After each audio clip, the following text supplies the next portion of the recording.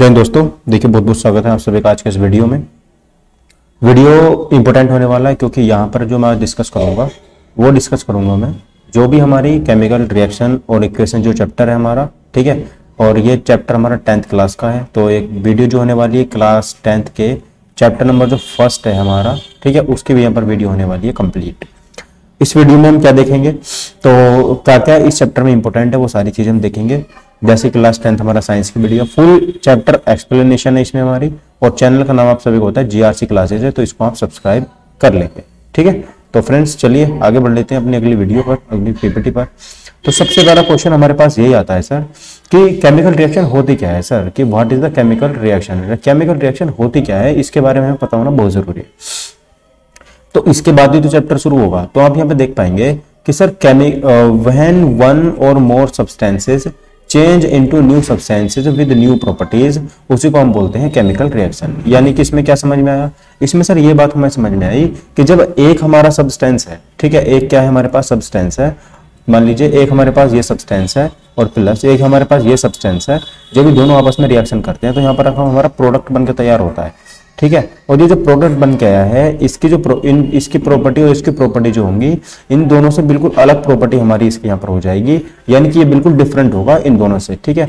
जैसे इसका मैं रियल लाइफ एग्जांपल अगर देता हूँ, तो जैसे हम सब लोग क्या पीते हैं सर, घरों पे चाय पीते हैं, ठीक है, टी यहाँ पर हम पीते हैं। तो जब आप टी बनाते हो तो उसमें आप क्या क्या डालते हो सर, उसमें आप चीनी डालते हो, शुगर डालते हो, ठीक है, उसमें आप चाय की पत्ती डालते हो, और उसमें आप अदरक डालते हो, इलायची डालते हो, तो उसमें आप बहुत सारी चीजें डालते हो मिला करके सब, ठीक है।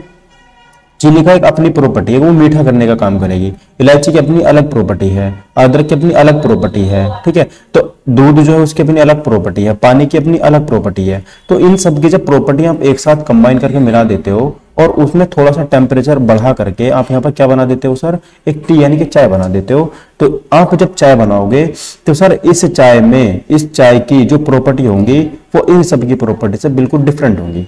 आप ये नहीं कहोगे कि भाई चाय में चीनी बहुत अच्छी लग रही है, चाय में अदरक बहुत अच्छा लग रहा है, चाय में इलायची बहुत अच्छी लग रही है, चाय में पानी बहुत अच्छा लग रहा है, नहीं। आप कहोगे सर चाय अच्छी लग रही है या चाय खराब लग रही है, ठीक है। आप सिर्फ दो ही बातें यहाँ पर कहने वाले हो। तो आपको समझ में आया कि जब भी हम यहाँ पर केमिकल रिएक्शन की बात करेंगे, तो यहाँ पर क्या हमें पता चलेगा कि यहाँ पर सर कोई नया सब्सटेंस हमारा बनकर तैयार होगा। क्या होगा सर, कोई नया सब्सटेंस हमें बनकर तैयार होगा, न्यू सब्सटेंस, ठीक है, विद न्यू प्रॉपर्टीज। उसकी प्रॉपर्टीज कैसी होंगी, न्यू प्रॉपर्टीज होंगी। तो वही हमारा क्या होगा, केमिकल रिएक्शन यहाँ पर हो जाता है। समझ में आई बात आपको इतनी, ठीक है। अब इसमें क्या होता है, जब भी देखिए कोई भी केमिकल रिएक्शन होती है तो उसमें दो चीजें इंपॉर्टेंट होती है। एक तरफ हमारा रिएक्टेंट होता है और दूसरी तरफ हमारा क्या होता है, देखेंगे एक तरफ हमारा यहाँ पर रिएक्टेंट होगा और दूसरी तरफ जो बन के आएगा वो प्रोडक्ट होगा। तो रिएक्टेंट बहुत सारे हो सकते हैं लेकिन प्रोडक्ट भी बहुत सारे हो सकते हैं। तो यहाँ पर देखें जैसे ये रिएक्टेंट था हमारे पास और एक ये रिएक्टेंट था, दोनों आपस में मिले और यहाँ पर क्या बना दिया कि उन्होंने प्रोडक्ट बना दिया। तो ये रिएक्टेंट मिला और ये रिएक्टेंट मिला, रिएक्टेंट मिलकर क्या बना सर, प्रोडक्ट बना, ठीक है। तो इस प्रोसेस को क्या बोलते हैं, यही हमारा केमिकल रिएक्शन में होता है। बात क्लियर इतनी, ठीक है। देख लेते हैं सर आगे, reaction can be fast explosion और स्लो रस्टिंग। तो इसमें रिएक्शन में क्या होता है, इस रिएक्शन में ये होता है sir, reaction can be fast, और रिएक्शन बहुत फास्ट भी होती है, क्या हो सकती है, बहुत फास्ट हो सकती है।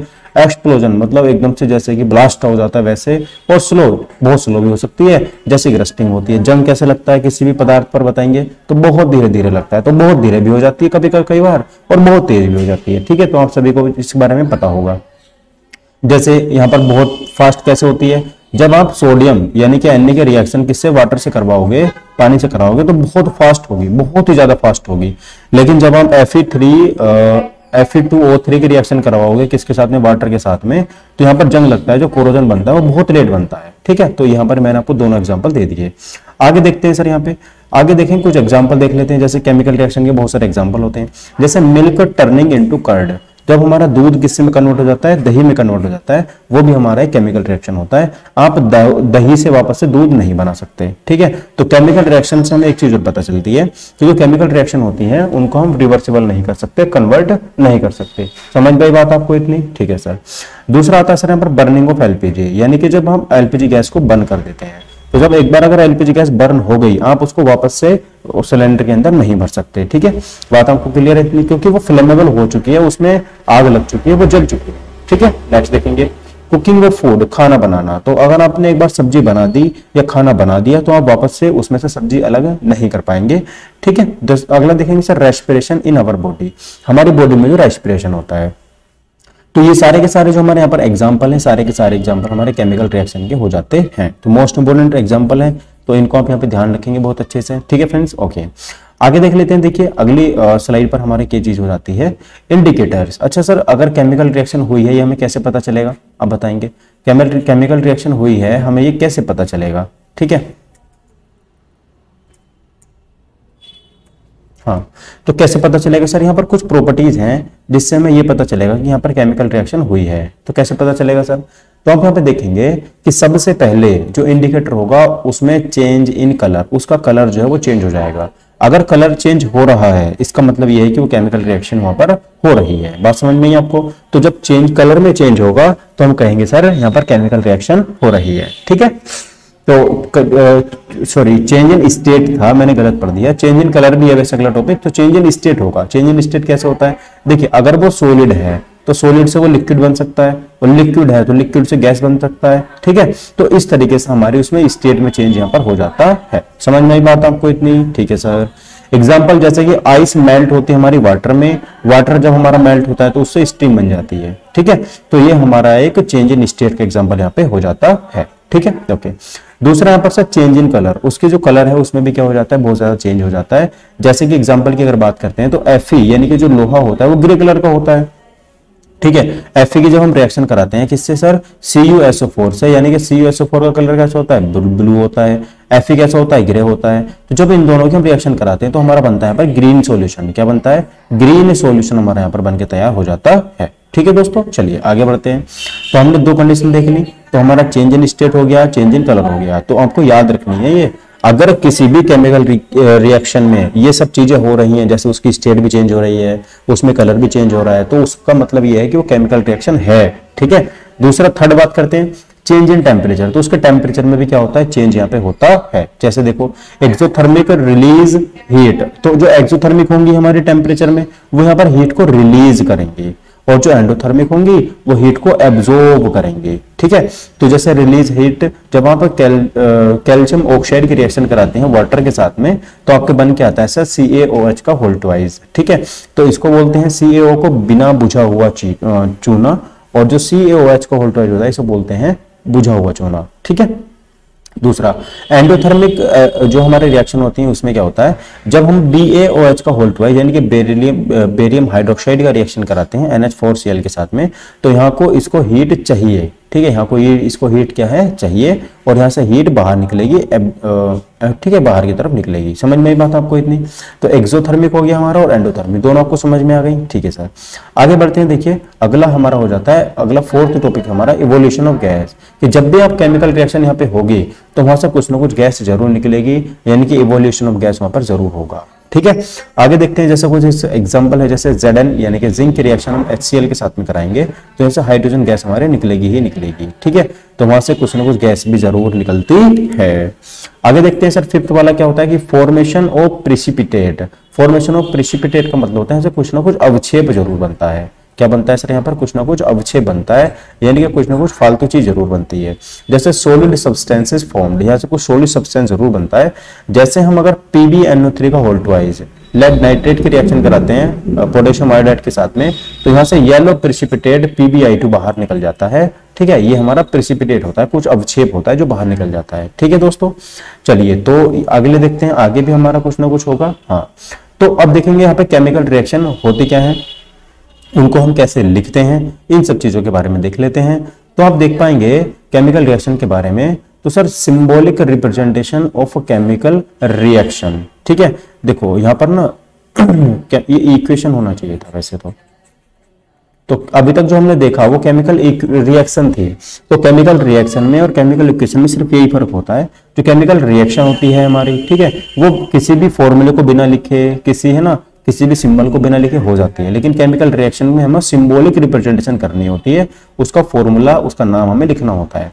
तो केमिकल इक्वेशन में क्या फर्क होता है, क्या होता है जब हम symbolic representation of chemical reaction, जब हम किसी की भी सिंबॉलिक रिप्रेजेंटेशन करते हैं उसको हम केमिकल रिएक्शन बोलते हैं। ठीक है, बात देखते हैं सर यहाँ पे शोज रिएक्टेंट, यहाँ पर रिएक्टेंट हमें देखने को मिलते हैं, प्रोडक्ट देखने को मिलता है, and direction of the change, change किधर को हो रहा है वो देखने को मिलता है। ठीक है, तो रिएक्टेंट देखने मिलता है, प्रोडक्ट देखने मिलता है, और जो डायरेक्शन हमारी चेंज हुई है वो मतलब किधर को हमारी रिएक्शन हो रही है ये भी हमें देखने को मिलता है। आगे देखते हैं, देखिए वर्ड इक्वेशन, तो इधर हमारी इक्वेशन लिखी जाएगी और इधर हमारी केमिकल इक्वेशन यहाँ पर हो जाती है। तो वर्ड इक्वेशन से हम उसको केमिकल इक्वेशन में कन्वर्ट कर देते हैं, यानी कि पहले हमें कुछ भी लिखना पड़ेगा, कोई डेफिनेशन हमने लिख दी, अब उसको फॉर्मूले उठा करके उसमें लिख देंगे तो हमारी केमिकल इक्वेशन हो जाती है। बात समझ में आई आपको इतनी? ठीक है, जैसे फॉर एग्जाम्पल की अगर हम बात करेंगे मैग्नीशियम प्लस ऑक्सीजन, तो हमारा क्या बनता है, मैग्नीशियम ऑक्साइड बन जाता है। ठीक है, तो जब हम मैग्नीशियम की ऑक्सीजन के साथ में रिएक्शन कराते हैं तो यहाँ पे हमारा बनकर तैयार होता है मैग्नीशियम ऑक्साइड। जैसे फॉर्मूला क्या बनेगा, Mg plus O2 equal to MgO। तो Mg की रिएक्शन किससे होगी, हमारे ऑक्सीजन से हो गई, और क्या बनकर तैयार हो गया, मैग्नीशियम ऑक्साइड यहाँ पे बनकर तैयार हो जाता है। ठीक है, चलिए आगे बढ़ते हैं। देखिए हम अगली स्लाइड के ऊपर चलते हैं। अगली स्लाइड में क्या है हमारा, बैलेंस्ड और अनबैलेंस्ड केमिकल रिएक्शन। तो ये क्या होता है, बैलेंस्ड केमिकल रिएक्शन और अनबैलेंस्ड केमिकल रिएक्शन। ठीक है, तो अब हम देखिए काफी सारी चीजें पढ़ चुके हैं, रिवीजन हमारा यहाँ पे चल रहा है, और मैं कोशिश करूंगा कि बोर्ड के एग्जाम से पहले सारी चीजें मैं आपको कवर करा दूं, ये जिससे आपको कोई भी प्रॉब्लम ना हो पाए। तो balanced and unbalanced chemical reaction होती है, ये क्या होती है वो देखेंगे हम यहाँ पे। तो अनबैलेंस्ड क्या होती है सर, जैसे कि मान लीजिए H2 प्लस O2 हमारा क्या बनता है, पानी बन जाता है, तो ये अनबैलेंस्ड है। अनबैलेंस्ड का मतलब है कि जितने एटम हमारे रिएक्टेंट के हैं उतने एटम हमारे प्रोडक्ट के नहीं है, तो उनको हमें क्या करना पड़ेगा, बराबर करना पड़ेगा, इक्वल करना पड़ेगा। तो जैसे आप यहाँ पे देखेंगे, मैं लिख भी देता हूं इसको, H2 और प्लस O2, एरो में क्या बनता है हमारा H2O। तो यहाँ पर हमारे हाइड्रोजन कितने हैं सर, 2 हैं, यहाँ भी हाइड्रोजन कितने हैं, 2 हैं, तो ठीक है। लेकिन यहाँ पर ऑक्सीजन कितने हैं सर हमारे, 2, यहाँ पर ऑक्सीजन कितने हैं, 1, तो हमें यहाँ पर 2 करने पड़ेंगे। जैसे ही मैंने यहाँ पर 2 किया तो ऑक्सीजन तो 2 हो गए, लेकिन हाइड्रोजन कितने हो गए सर, 4 हो गए। तो हाइड्रोजन 4 करने के लिए मुझे यहाँ पर 2 से मल्टीप्लाई करनी पड़ेगी। तो ये मेरी यहाँ पर हो जाती है केमिकल रिएक्शन, जिसको आपने यहाँ पर ध्यान से देख लिया। ठीक है दोस्तों, चलिए, तो ये तो अनबैलेंस थी, अब मैंने इसको बैलेंस कर दिया, तो ये हम बैलेंस में लिख देंगे कि जब H2 प्लस O2 की रिएक्शन हमने कराई थी तो पानी बन रहा था, तो हमने इसको बैलेंस करने के लिए 2H2 plus O2 equal to 2H2 यहाँ पर बनकर तैयार हो जाता है। अच्छा, बैलेंस करनी क्यों है सर, वाई बैलेंस, बैलेंस करके हमें मिलेगा क्या, तो देखेंगे because of law of conservation, क्योंकि यहाँ पर law of conservation of mass, यहाँ पर जो मास का कंजर्वेशन है वो इंपॉर्टेंट है, एक लॉ है ये वाला, कि जितने हमारे रिएक्टेंट में एटम्स हैं उतने हमारे प्रोडक्ट में एटम्स होने चाहिए। ठीक है, मास कैन नॉट बी क्रिएटेड और डेस्ट्रॉयड, हम मास ना तो बना सकते हैं ना ही हम उसको डिस्ट्रॉय कर सकते हैं। अगर हमारा हाइड्रोजन इधर 2 है तो इधर भी हमारे 2 ही रहेंगे, ये चेंज नहीं हो सकते। ठीक है, तो लॉ ऑफ कंजर्वेशन हमारे यहाँ पर लग जाता है। आगे देखेंगे हाउ टू बैलेंस। अब देखिए कुछ हम बैलेंस कैसे करें किसी भी इक्वेशन को, तो उसके कुछ मेथड्स होते हैं, कुछ तरीके होते हैं। जैसे सबसे पहले राइट द अनबैलेंस्ड इक्वेशन, सबसे पहले हमें जो अनबैलेंस्ड इक्वेशन है उसको लिखना पड़ेगा। लिखने के बाद हम क्या करेंगे, count atoms on both side, दोनों साइडों में हमारे कितने कितने एटम्स हैं उनको काउंट करेंगे। फिर हम क्या करेंगे, बैलेंस मेटल्स फर्स्ट, सबसे पहले मेटल्स को जो है वो उनको बैलेंस करेंगे, जितने मेटल्स होंगे जैसे Fe हो गया, Cu हो गया, Ag हो गया, है ना, इनको सबसे पहले बैलेंस करेंगे। देन नॉन मेटल्स, उसके बाद में नॉन मेटल्स को क्या करना है यहाँ पर बैलेंस करना है, यानी कि सबसे बाद में आपको ऑक्सीजन को क्या करना है, बैलेंस करना है। कुल मिला के कहने का मतलब ये है। ठीक है, उसके बाद balance hydrogen and oxygen at last, और आपको हाइड्रोजन और ऑक्सीजन सबसे लास्ट में क्या करने हैं, बैलेंस करने हैं। ठीक है दोस्तों, चलिए आगे देख लेते हैं। Add coefficient do not change formula, ये कह रहा है, देखो ये लाइन बहुत इंपॉर्टेंट है, आपको कोफिशिएंट ऐड करना है। कोफिशिएंट क्या होता है, जैसे मैंने H2O लिख दिया है ना, H2 लिखा, तो अगर मैं चाहूंगा ना कि अगर इधर मेरे ऑक्सीजन 2 हैं और इधर 1 है तो मैं यहाँ पे 2 लगा दूं, भाई गलत हो जाएगा, क्योंकि फॉर्मूला मैंने छेड़खानी कर दी। आपको फॉर्मूले से कुछ भी नहीं करना, आपको सिर्फ यहाँ पे कोफिशिएंट ऐड करना है। क्या करना है आपको यहाँ पर, कोफिशिएंट ऐड करना है। और कोफिशिएंट कैसे ऐड होगा सर, कोफिशिएंट जो ऐड करेंगे आप वो इस तरीके से ऐड करेंगे कि आप इसी के आगे क्या कर देंगे, इसके आगे 2 लिख देंगे। ठीक है, तो ये कोफिशिएंट होता है। तो जैसे मैंने x लिखा है ना, तो x में अगर 2 से मल्टीप्लाई कर देंगे तो x का कोफिशिएंट यहाँ पर 2 हो जाएगा। ठीक है, आपको बात इतनी क्लियर हो गई होगी जैसे मुझे आपको उम्मीद है ये वाली। दूसरा क्या रहा है सर 7 पे, recheck atoms equation must be equal on both side, और लास्ट में आकर के आपको 7वें स्टेप में करना है कि आपको रीचेक कर लेना है कि कुछ रह तो नहीं गया, कुछ छूट तो नहीं गया, खुद से एक बार आपको ये चेक कर लेना है। ठीक है, चलिए आगे बढ़ते हैं सर। यहाँ पे अगला आता है sir example of chemical equation, जो बैलेंस हमारी केमिकल इक्वेशन है उसके कुछ एग्जांपल्स हैं। जैसे ये यहाँ पर हमारा हो जाता है Fe + H2O Fe3O4 + H2O, ठीक है। तो इसे कैसे बैलेंस करेंगे, देखिए हमारा जो Fe है मैं इसको लिख के करा देता हूँ, Fe और प्लस हमारा यहाँ पर H2O है, एरो में है हमारा यहाँ पर Fe3O4 और प्लस में है हमारा हाइड्रोजन गैस, ठीक है। ध्यान से देखना, यहाँ पर जो हमारे Fe हैं रिएक्टेंट में वो तो एक है, लेकिन जो हमारा यहाँ पर प्रोडक्ट बन रहा है उसमें तो Fe 3 है, तो हमें 3 करने पड़ेंगे। तो यहाँ पे हम 3 से मल्टीप्लाई करेंगे, 3 से मल्टीप्लाई कर दिया, ठीक है। अब देखेंगे यहाँ पर हाइड्रोजन कितने हैं, हाइड्रोजन हमारे यहाँ पर 2 हैं, यहाँ भी 2 हैं, ठीक है।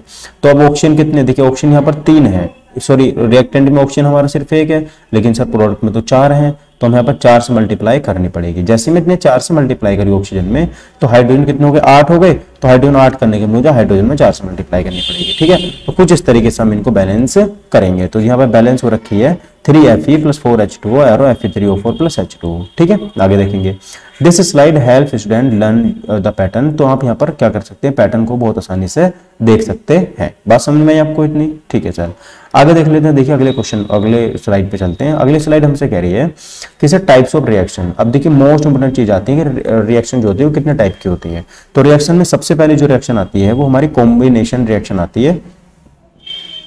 कॉम्बिनेशन रिएक्शन में क्या होता है, हमें इसमें 2 रिएक्टेंट में होते हैं, हमारे पास में 2 रिएक्टेंट को मिलाकर के हमें एक प्रोडक्ट बनाना होता है, उसी को हम बोलते हैं कॉम्बिनेशन रिएक्शन, ठीक है। जैसे कि 2 और मोर सब्सटेंस कंबाइन 1 प्रोडक्ट। जब हमारे 2 और 2 से अधिक जो रिएक्टेंट्स हैं, सब्सटेंस हैं, वो आपस में कंबाइन होते हैं, मिलते हैं, तो यहाँ पर हमारा 1 प्रोडक्ट यानी कि एक प्रोडक्ट बनकर तैयार होता है। जैसे कि मान लीजिए ए हमारे पास एक सब्सटेंस था, बी हमारे पास एक सब्सटेंस था, दोनों आपस में कंबाइन हुए, हमारा ए बी क्या बन गया, यहाँ पे प्रोडक्ट बनकर तैयार हो गया, ठीक है। एग्जाम्पल की बात करेंगे यहाँ पे, जैसे Mg हो गया + O2 हो गया, हमारा क्या बनकर तैयार हो सर यहाँ पर MgO।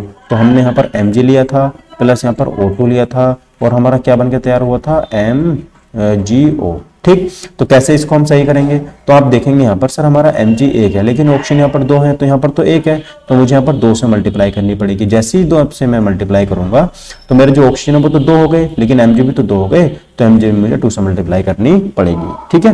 तो यहाँ पर मेरा कॉम्बिनेशन रिएक्शन आपको समझ में आया। हमें 2 अलग अलग सब्सटेंस देंगे और उनको कंबाइन करके जब एक प्रोडक्ट बनेगा, सिंगल प्रोडक्ट बनेगा, वही हमारी कॉम्बिनेशन रिएक्शन हो जाती है। दूसरी हमारी रिएक्शन आती है सर डीकंपोजिशन रिएक्शन, ठीक है। डीकंपोजिशन रिएक्शन में क्या होता है, ये हमारा कॉम्बिनेशन रिएक्शन का जस्ट अपोजिट होता है, उल्टा होता है। इसमें क्या करना होता है सर, आप देखेंगे आपके पास में 1 सब्सटेंसेस ब्रेक्स इनटू 2 और मोर प्रोडक्ट। आपके पास में यहाँ पर एक सब्सटेंस होगा, उस एक सब्सटेंस को हमें 2 या 2 से ज्यादा में तोड़ दिया जाता है उसको, ठीक है। तो जब एक ही सब्सटेंस को 2 या 2 से ज्यादा प्रोडक्ट में तोड़ दिया जाता है तो हमारी डीकंपोजिशन रिएक्शन यहाँ पे हो जाती है। तो देखो जैसे हमारे पास ए बी क्या था, एक सब्सटेंस था और वो हमने अलग अलग 2 पार्ट में तोड़ दिया, तो ए और बी हमारे क्या हो जाते हैं, यहाँ पर प्रोडक्ट बनके तैयार हो जाते हैं, ठीक है। आगे देखेंगे, अच्छा डीकंपोजिशन रिएक्शन हमारी 3 तरीके की होती है, हम इनको 3 तरीके से तोड़ सकते हैं। पहला हम इनको थर्मल डीकंपोजिशन के तरीके देख सकते हैं। थर्मल डीकंपोजिशन क्या होता है, जैसे कि इसमें हीट देकर के हम किसी भी चीज को तोड़ सकते हैं, हीट देकर के। जैसे कि हमने मान लीजिए CaCO3 हमारे पास था, कैल्शियम कार्बोनेट था, हमने उसको ब्रेक किया, हीट दी, इसको बहुत ज्यादा गर्म किया, तो सर इसमें से कैल्शियम ऑक्साइड बन गया और कार्बन डाइऑक्साइड निकल गई, ठीक है। तो थर्मल डीकंपोजिशन रिएक्शन में हम हीट देकर के इसको ब्रेक कर सकते हैं। दूसरा हमारा आता है सर इलेक्ट्रोलिटिक डीकंपोजिशन रिएक्शन। इसमें हम इलेक्ट्रिसिटी देकर के इसको ब्रेक कर सकते हैं, जो हमारे पास सब्सटेंस होगा। जैसे कि अगर हमारे पास वाटर है, वाटर में अगर हम इलेक्ट्रिसिटी प्रवाहित करेंगे तो उसमें से हाइड्रोजन गैस अलग निकल जाएगी और ऑक्सीजन गैस यहाँ पे अलग निकल जाएगी, ठीक है। दूसरा आता है सर हमारा फोटो डीकंपोजिशन रिएक्शन, यानी कि लाइट के थ्रू हम उसको ब्रेक कर सकते हैं, यानी कि जब उसके ऊपर हमने लाइट डाली तो वो ब्रेक यहाँ पे हो सकती है। जैसे AgCl के ऊपर हमने लाइट डाली बहुत ज्यादा, तो Ag अलग हो गया और क्लोरीन यहाँ पर अलग हो गया, ठीक है। तो ये हमारी जो डीकंपोजिशन रिएक्शन होती है वो 3 टाइप की होती है, जो मैंने आपको यहाँ पर बता दी है, ठीक है। नेक्स्ट देखते हैं सर, अगली रिएक्शन हमारे पास आती है sir displacement reaction. Displacement reaction में क्या होता है, more reactive metal displace less reactive metal. तो इसमें क्या होता है, जो हमारा ज्यादा रिएक्टिव वाला मेटल होता है ना, जो ज्यादा रिएक्टिव होता है, जिसमें ज्यादा ताकतवर होता है, वो सर कम रिएक्टिव मेटल को क्या करता है, रिप्लेस कर देता है सर। सीधी सी बात है भाई, एक बच्चा पढ़ने में बहुत तेज है, एक बच्चा पढ़ने में वीक है, तो जो तेज वाला बच्चा है वो जो कम पढ़ने वाला बच्चा उसको रिप्लेस करके आगे बढ़ जाएगा, ठीक है। नहीं तो ऐसे तो होता है। तो अगर जो हमारे पास ज्यादा रिएक्टिव मेटल है, मोर रिएक्टिव है, और एक हमारे पास लेस रिएक्टिव है, तो उसको रिप्लेस कर देगा, डिस्प्लेस कर देगा, ठीक है। तो जैसे मान लीजिए हमारे पास ए था और बी सी था, तो मान लीजिए यहाँ पर जो ए है ना वो ज्यादा रिएक्टिव है, तो ए जो है वो यहाँ पर बी को हटा करके खुद आ जाएगा। तो आगे देखो सी के साथ में खुद और बी को अकेला कर दिया। तो भाई इसीलिए कहते हैं कि ताकतवर जो है आपका साथ केवल दो ही चीज आपके साथ देने वाली है, एक तो आपका शरीर देने वाला है और आपका साइज और आपका माइंड है, ठीक है। तो इन दोनों के ऊपर हमें काम करना बहुत जरूरी है, ठीक है। अपनी बॉडी फिट, क्योंकि बॉडी हर जगह काम आने वाली है और माइंड भी हर जगह काम आने वाला है, आपका साहस, आपका माइंड, आपका दिमाग हर जगह काम आने वाला है, तो दोनों को हमें बढ़ाना है, ठीक है। एग्जाम्पल की बात करते हैं, जैसे तो जब हमने ZnO की रिएक्शन कराई है CuSO4 के साथ में कॉपर सल्फेट के साथ में, तो यहाँ से हमारा बन के आता है ZnSO4, क्योंकि Zn जो है हमारा कॉपर से ज्यादा रिएक्टिव है। तो Zn क्या करेगा, कॉपर को रिप्लेस कर देगा, डिस्प्लेस कर देगा, और यहाँ पर बन के तैयार होगा ZnSO4 और प्लस कॉपर यहाँ से अलग निकल जाएगा, ठीक है। तो रिजल्ट में क्या निकलेगा सर, ब्लू कलर फेडेड, तो यहाँ पर ब्लू कलर जो निकल के आएगा वो ब्राउन कॉपर फॉर्म, और यहाँ पर जो ब्लू कलर है वो खत्म हो जाएगा और ब्राउन कलर यहाँ पर हमारा फॉर्म हो जाएगा, ठीक है दोस्तों। चलिए आगे देखते हैं हमारा डबल डिस्प्लेसमेंट रिएक्शन। इसमें क्या होता है, तो इसमें जो होता है ना आयंस का रिप्लेसमेंट होता है। किसका होता है, आयंस का रिप्लेसमेंट होता है दो हमारे कंपाउंड्स के बीच में। आप इसको ऐसे भी समझ सकते हैं कि इस ये जो रिएक्शन होती है, इस रिएक्शन में हमारी दो चीजें होती हैं। देखो इसमें दोनों ही पूरे ताकतवर वाले होते हैं, दोनों ही, यानी कि जैसे हमने अभी डिस्प्लेसमेंट रिएक्शन पढ़ी थी उसमें एक हमारा हाई रिएक्टिव था, एक लेस रिएक्टिव था, तो इसमें दोनों हाई रिएक्टिव होते हैं। तो यहाँ पर देखेंगे, जैसे मान लीजिए ए भी हमारा हाई रिएक्टिव है और सी डी हमारा हाई रिएक्टिव है, तो जैसे ए सी को रिप्लेस करने आएगा ना, तो ए तो सिर्फ सी को रिप्लेस करके एडी बना देगा, लेकिन सी भी कम नहीं है, सी जाकर के एक ही जगह बैठ जाएगा तो ए सी भी बना देगा, ठीक है। तो इस तरीके से आपस में आयंस को क्या कर लेते हैं, एक्सचेंज कर लेते हैं। एग्जांपल की बात करेंगे, जैसे Na2SO4 की रिएक्शन हमने BaCl2 के साथ में कराई, तो Na ने आकर के Ba की जगह ले ली, तो सर हमारा NaCl बन गया, और Ba जाकर के Na की जगह ले लेगा तो हमारा BaSO4 बन जाएगा, ठीक है। तो इस तरीके से हमारा यहाँ पे क्या होता है, दो कंपाउंड्स बन जाते हैं और एक्सचेंज होता है यहाँ पर आयंस का। तो व्हाइट प्रेसिपिटेट यहाँ पर बनकर तैयार होता है किसका, BaSO4 का फॉर्म, ठीक है। बात समझ में आई आपको, ठीक है। अगला आता है सर हमारा रिडक्शन। सबसे पहले आप ऑक्सीडेशन समझ लेंगे और रिडक्शन समझ लेंगे, और जब वो कंबाइन कर देते हैं उसको हम, तो रिडक्स बन जाता है, ठीक है। ऑक्सीडेशन क्या होता है सर, जैसे मान लीजिए ऑक्सीडेशन में हमेशा याद रखना ऑक्सीजन का गेन होता है, तो ऑक्सीडेशन गेन, ऑक्सीडेशन ऑक्सीजन का गेन, ऑक्सीडेशन ऑक्सीजन का गेन, ऑक्सीडेशन ऑक्सीजन का गेन। रिडक्शन में क्या होता है सर, लॉस ऑफ ऑक्सीजन, यहाँ पर ऑक्सीजन इसको छोड़ के चला जाता है। ऑक्सीडेशन में हाइड्रोजन का लॉस होता है, लेकिन रिडक्शन में हाइड्रोजन का गेन होता है, ठीक है। और ऑक्सीडेशन में इलेक्ट्रॉन्स का लॉस होता है, अच्छा यहाँ पर बात करेंगे तो रिडक्शन में गेन होता है इलेक्ट्रॉन्स का। समझ में बात आपको इतनी, ठीक है सर। तो दो चीजें हैं जो बहुत इंपॉर्टेंट हैं, ठीक है।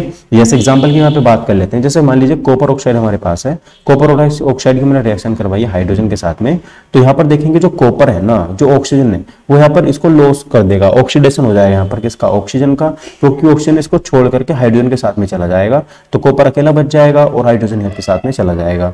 तो CuO का क्या हुआ यहाँ पर, रिड्यूस्ड हुआ है ये, और H2O का यहाँ पर क्या हुआ, ऑक्सीडेशन हुआ है, क्योंकि उसके साथ में ऑक्सीजन का गेन हुआ है, और जिसके साथ में ऑक्सीजन का गेन होता है उसको क्या बोलते हैं हम यहाँ पर, ऑक्सीडेशन बोलते हैं। बात क्लियर है इतनी कि नहीं, ठीक है सर। आगे बढ़ते हैं, देखिए कोरोजन क्या होता है, कोरोजन भी बहुत इंपॉर्टेंट है, ठीक है। कोरोजन क्या होता है, मान लीजिए हमने कोई डस्ट पार्टी, हमारे पास कोई मेटल है और मेटल को हमने मॉइस्चर में रख दिया है, कहां पर रख दिया, मॉइस्चर में रख दिया, और प्लस ऑक्सीजन के संपर्क में वो आ चुका है, तो उस पर रस्टिंग होनी शुरू हो जाती है, उस पर जंग लगना शुरू हो जाता है। जैसे कि आपने यहाँ पर रख दिया, कोई भी लोहा ले लिया और वो आपने बाहर रख दिया कहीं पे, और उसमें ना पेंट किया हुआ है, आपने कुछ भी नहीं कर रखा है, और उस पर अपने मॉइस्चर आ रहा है डेली, उस पर ओस पड़ रही है ना, ऑक्सीजन, उस पर ऑक्सीजन तो हर जगह है, तो उस पर ना जंग लग जाएगा, उस पर रस्टिंग हो जाएगी। तो हमने देखा होगा जब हम Fe को O2 + H2 के संपर्क में रखते हैं तो Fe2O3 बन जाता है, और 10H2 या H2 यहाँ पर बनकर तैयार हो जाता है। ये हमारा फॉर्मूला रस्टिंग का होता है, ठीक है। रस्टिंग हम इसको यहाँ पर बोल देते हैं, समझ में बात है आपको, ठीक है। तो इसका इफेक्ट क्या होता है, तो वीकनेस ब्रिजेज, इससे हमारे ब्रिजेज जो है वो कमजोर होते रहते हैं कंटिन्यू, रेलिंग जो होती है वो कमजोर हो जाती है, मशीन से है ना, कार बॉडी ये सब इसमें वीक हो जाती है, सबको इससे प्रभाव पड़ता है। तो इसको हम कैसे रोक सकते हैं, तो सर इस पे इसीलिए हमें क्या करा जाता है, पेंट किया जाता है। क्या करा जाता है, पेंट किया जाता है। पेंट क्या करता है, ऑक्सीजन से बचा लेता है और पानी से ही बचा लेता है, तो इसलिए उनकी जो लाइफ है वो थोड़ी सी ज्यादा बढ़ जाती है, ठीक है। तो प्रिवेंशन ऑफ कोरोजन कैसे करते हैं, पेंट कर दो सारा उनके ऊपर, ठीक है। अगर आप पेंट कर दोगे आयरन के ऊपर तो वहां पर हम प्रिवेंट कर सकते हैं किसको, कोरोजन को। गैल्वेनाइजेशन कर देंगे, जैसे कि जिंक के उस पर कोटिंग कर देंगे, एलोइंग कर देंगे, उसके ऊपर एलोय चढ़ा देंगे, है ना, ऑयलिंग कर देंगे या ग्रेसिंग कर देंगे, तब भी ऊपर कोई फर्क नहीं पड़ते वाला, और इलेक्ट्रो प्लांटिंग कर देंगे। ठीक है, तो इलेक्ट्रो प्लांटिंग करने के बाद भी ये सारे के सारे मेथड्स हमारे जो कोरोजन को प्रिवेंट करते हैं। ठीक है, चलिए आगे बढ़ते हैं। हमारा लास्ट टॉपिक बचता है रेंसिडिटी। रेंसिडिटी में क्या होता है वो देखेंगे। जैसे कि मान लीजिए फूड कंटेनिंग ऑयल्स, तो यहाँ पर मान लीजिए हमारा जो फूड है उसमें ऑयल्स होता है, फैट्स होती हैं, ऑक्सीडाइज्ड फाउल स्मेल, तो वो हमारा मान लीजिए खराब हो गया, क्या हो गया, हमारा फूड जो है वो खराब हो जाता है, तो उसमें से कुछ स्मेल आती है। क्या आती है, स्मेल आती है। ठीक है, बहुत ज्यादा। तो उसको प्रिवेंट कैसे कर सकते हैं, प्रिवेंट करने के लिए हमारे घरों में फ्रिज लगाए जाते हैं, बहुत सारी चीजें लगाई जाती हैं, है ना।